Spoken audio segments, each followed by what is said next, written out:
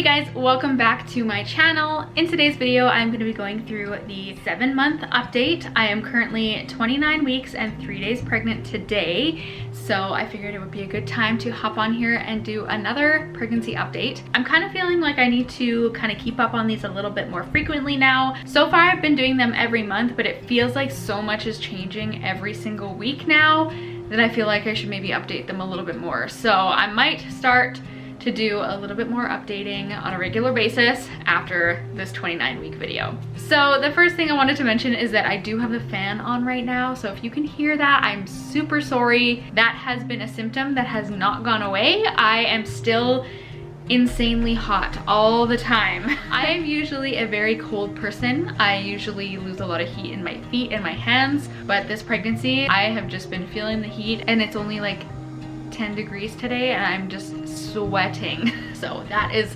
definitely a symptom that has kept going, is the heat, and it's getting hotter. So like I said, I am 29 weeks and 3 days today. My Bump app says that baby is as big as an acorn squash, and my What to Expect When You're Expecting app says that he's as big as a Mr. Potato Head.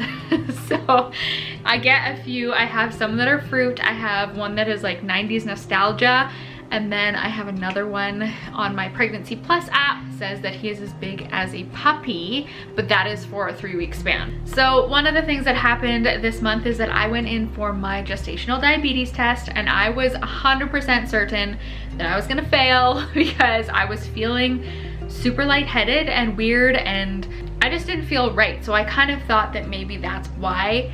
And of course, I have been eating like crap. I want everything to be sweet. If you follow me on Instagram, you know that my sister-in-law actually sent me an entire ice cream cake all the way from BC because I put on my story that I was craving it, and she sent me an entire ice cream cake. So I have been pretty stocked up on the ice cream and the sweets. I figured that that is why I would have been a perfect candidate for gestational diabetes, and I actually passed. I passed with a 6.5. I have no idea if that's good or not, but apparently it's a pass. But that test was actually not that bad. I have so many differing opinions on this because there's some people out there that say it was disgusting, it was the worst drink of their life.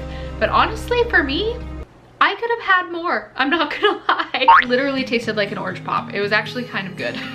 So I don't know if that makes me weird, but I thought that it was completely fine and totally easy. So I did have my 28-week appointment just this Monday, and one of the things that I brought up was that I was a little bit nervous that he is going to be a ginormous baby, because if you don't already know, Alex was 10 pounds 12 ounces when he was born. So I'm a little bit nervous that we are gonna have a huge baby.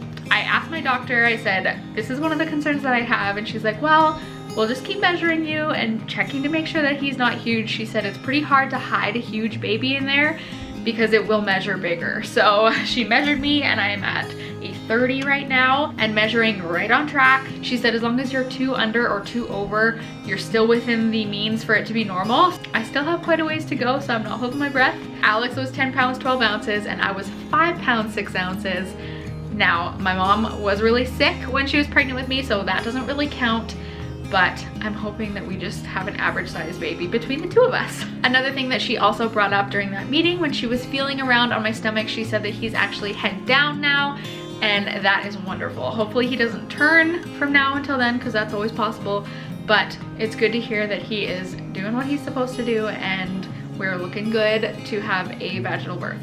Alex and I were lucky enough to do the labor and delivery video online. We did it through a Zoom meeting instead of in person, but we were super lucky that we still actually got to do it, because I know that a lot of places are just canceling them altogether with this whole crazy pandemic that's going on right now. He was so helpful and so attentive, and he actually did all the things that he was supposed to do. He was a little upset that it lasted a whole 6 hours and kind of took all of his day, but he was there, he did it all, and I feel like he's more prepared for it now. I'm hoping that it helps him during the whole situation. He doesn't really do well with stress, and I know it's gonna be a really stressful situation, so I'm hoping that that helps things a little bit. It's been a little bit stressful being pregnant during this whole pandemic. I do feel a little bit like I've been robbed of my pregnancy experience, and I don't want to say that because I'm still very lucky. I'm still healthy and everything's still awesome and we are still so thankful and blessed for everything that we have. But I do just honestly feel like I've kind of been a little bit ripped of my experience. I'm sitting at home all day, every day. I can't do the things that normal pregnant women get to do, like have a baby shower or do the labor and delivery classes with all of the other people, and just get to be around family and friends, and they get to feel the baby and feel him move in there. And we have had to cancel a few family trips, so now our family out in BC is not going to be able to feel him move before he's here, and that has been really hard. This whole thing has been stressful, having to worry about not going out. I am currently self-isolating. I'm working from home. I hardly ever leave the house, which sucks because I know I have so much left to do and get for this baby. Today it is April 16th and we've been told that we are only allowed to have one person in the delivery room as it stands right now. They have closed the cafeteria. They have told you that if you are coming in, you have to come in together. You cannot come in separately. You get checked in together and then you're in your room for the remainder of the entire time. You have to pack your own food. There's no microwaves, no water. You have to get everything that you need for him. Mom still gets meals throughout the day, but he would still need to get meals. So you would need to make sure that you're prepared for everything for him. It is devastating to me to have to think about the fact that my mom will not be allowed in the room. At this point, we've been told that hopefully by June 30th, which is his due date, that things will be a little bit different and the rules will be a little bit more lax. So I'm hoping and praying, and just, my mom has to be in that room. I cannot do this without my mom in the room. That has been really hard. I know that I'm gonna need her for mental support because Alex is not always the best at the mental side of things. And I know that birth especially is a very mental thing. So I need both of them in there. I need him to be in there for the physical side to help me through it and massage and help me breathe and all that. But I also need my mom there for the mental side. It's just a really hard situation to know that there's a possibility that I could not have the support system that I know I'm going to need during labor. Ouch. He's kicking me right now. Ow. So that has been also another really big thing that's happened this month, is that he is definitely bigger. I can feel him all the time. He is kicking me most of the day, I would say, and most of the night. I can definitely tell that he's starting to get bigger because I can start to feel his kicks all the way up here where it's almost in my rib, and also I can feel him on both sides. So he'll kick me sometimes from like the bottom and I'll also feel it at the top. So I don't know if that's him just stretching out or what. He especially does it at night when I'm sleeping on my side. He seems to really hate it when I'm sleeping on my side, which is stupid because that's how they tell you to sleep when you're pregnant. It seems like the only way I can get him to calm down and not kick me as much throughout the night is if I sleep as much on my back as I can while still being a little bit propped up. So he's definitely going crazy in there. It's starting to get pretty uncomfortable. He's starting to like roll now, so I can see my whole belly moving, which is awesome, but also painful. I feel like every time he does it, I feel like I want to barf. I would say that I am starting to feel a little bit more miserable than I was before. Starting to get harder to do things. It is getting harder to walk up the stairs, and I am out of breath by the time I get up to the top. Ow. I'm trying to film a video.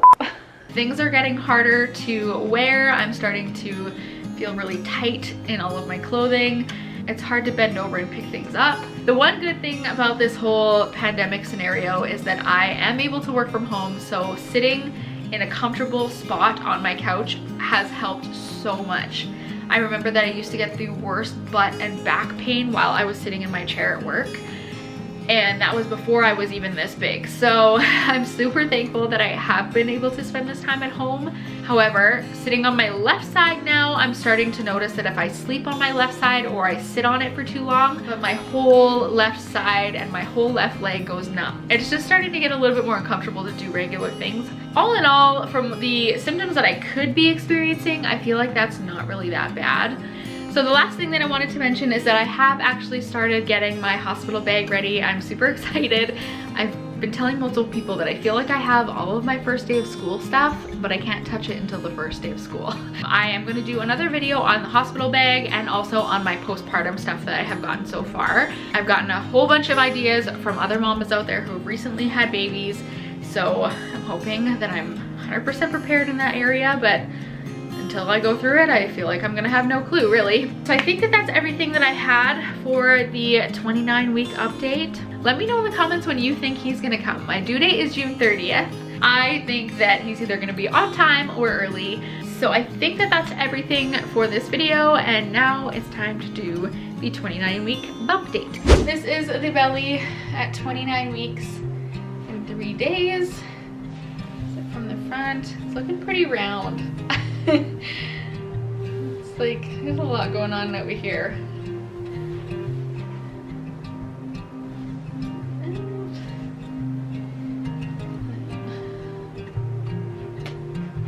With pants. God, it feels so pointy. This is it.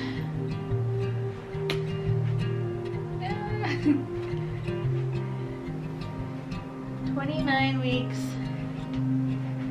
3 days. So I still don't have any stretch marks in relation to just the belly growing. I do, however, have stretch marks here from when I went and got my hips pierced because I'm smart. So this is a stretch mark from the hip piercing, and then I have another one here on this side. I have another piercing here when I had my belly button pierced, which I took out long before I was pregnant, but obviously it stretched out. So those are the only really stretch marks that I have going on.